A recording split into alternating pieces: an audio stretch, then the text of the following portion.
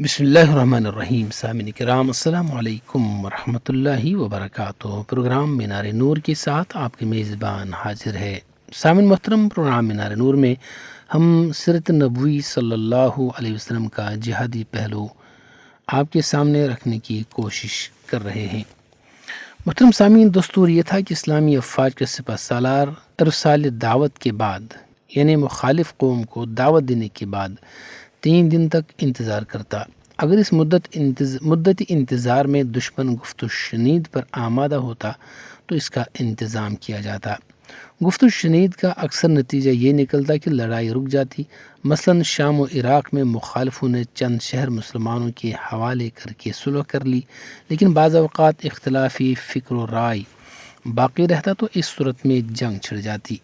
جنگ قادسیہ کے موقع پر رستم کی انتہائی کوشش تھی کہ لڑائی کچھ عرصہ کے لیے ملتوی کر دی جائے، لیکن مسلمانوں کے نمائندہ مغیرہ بن شعبہ رضی اللہ تعالیٰ عنہ نے یہی 3 شرائط پیش کی اور ان میں کچھ بھی کمی بیشی نہ کی۔ پہلی دونوں باتوں کو رستم اپنی شان کے خلاف سمجھتا تھا، لہذا چاہتا تھا کہ مسلمان ویسے ہی کچھ مال و دولت لے کر واپس چلے جائیں۔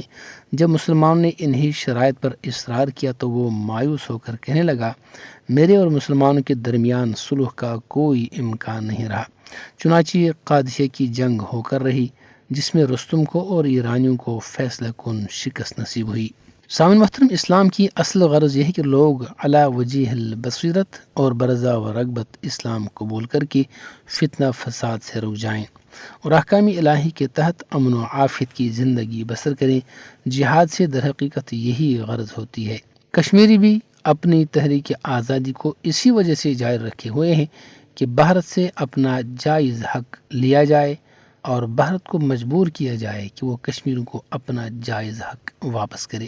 سامعین محترم، اسلام کو نہ جزیہ سے رغبت ہے نہ اموال غنیمت سے، یہ تو دوسری اور تیسری قسم کی چیزیں ہیں۔ جنگ خیبر اور دور نبوی صلی اللہ علیہ وسلم میں پہلا غزوہ تھا جب آپ صلی اللہ علیہ وسلم نے کوئی علاقہ فتح کر کے اپنی ریاست میں شامل کیا۔ اس موقع پر آپ صلی اللہ علیہ وسلم نے حضرت علی رضی اللہ عنہ کو جھنڈا عنایت فرمایا تو انہوں نے عرض کی، کیا یہود کو لڑ کر مسلمان بنا لیں؟ ارشاد ہوا کہ نرمی سے ان پر اسلام پیش کرو۔ اگر ایک شخص بھی تمہاری تبلیغ سے اسلام لائے تو تمہارے لیے سرخ اونٹوں سے بہتر ہے۔ محترم سامعین، ہم بھارتی استعمار کو، بھارتی ظالم اور سفاک سامراج اور حکمرانوں کو یہی دعوت دیتے ہیں کہ وہ اسلام کے نظام رحمت میں آئیں، تو آپ کا ملک بھی اور اس کے علاوہ مقبوضہ کشمیر ہو یا کوئی بھی اور علاقہ، یہ سارے اسلام کے نظام رحمت سے منور ہو کر امن و آشتی اور ترقی و خوشحالی کا محور بن جائیں۔ نمبر 3، اگر وہ جزیہ ادا کرنے پر جو ان کی زیردستی کی علامت کے طور پر ان سے وصول کیا جاتا ہے بھی رضامند نہ ہوں، یا بالفاظ دیگر فتنہ فساد کرنے پر ہی مخالف اگر مصر ہوں یا اسے روکنے کی کوششوں میں رکاوٹ بنے رہیں تو پھر ان سے جنگ کی جائے، جیسا کہ آیت سے ثابت ہے۔ اور جنگ کسی مخصوص علاقہ یا قوم سے تعلق نہیں رکھتی بلکہ فتنہ کو ختم کرنے سے تعلق رکھتی ہے۔ ارشاد باری تعالیٰ ہے، وَقَاتِلُوهُمْ حَتَّى لَا تَكُونَ فِتْنَةٌ، اور ان سے اس وقت تک جنگ کرو کہ فتنہ باقی نہ رہے۔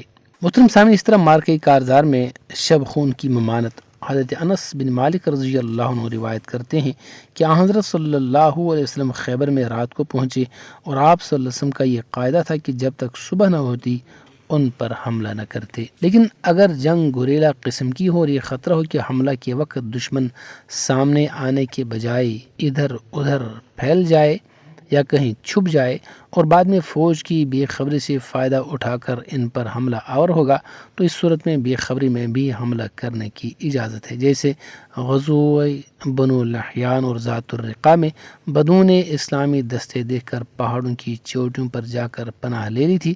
چنانچہ سری علی بن ابی طالب رضی اللہ عنہ 6 ہجری میں اسلامی دستہ کے 100 آدمی تھے جو رات کو سفر کرتے اور دن کو چھپ جاتے۔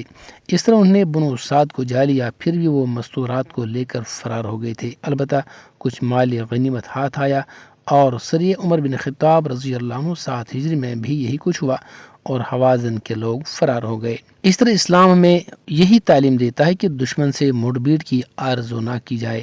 حضرت ابو ہریرہ رضی اللہ تعالی عنہ کہتے ہیں کہ رسول اللہ صلی اللہ علیہ وسلم نے فرمایا لا تتمنوا لقاء العدو فاذا لقيتموهم فاصبروا۔ بخاری کی روایت ہے، آپ صلی اللہ علیہ وسلم نے ارشاد فرمایا دشمن سے مڑ بھیڑ ہونے کی آرزو مت کرو اور جب ہو جائے تو پھر ثابت قدم رہو۔ عبداللہ بن ابی اوفا رضی اللہ عنہ کہتے ہیں کہ رسول اللہ صلی اللہ علیہ وسلم نے فرمایا یا ایھا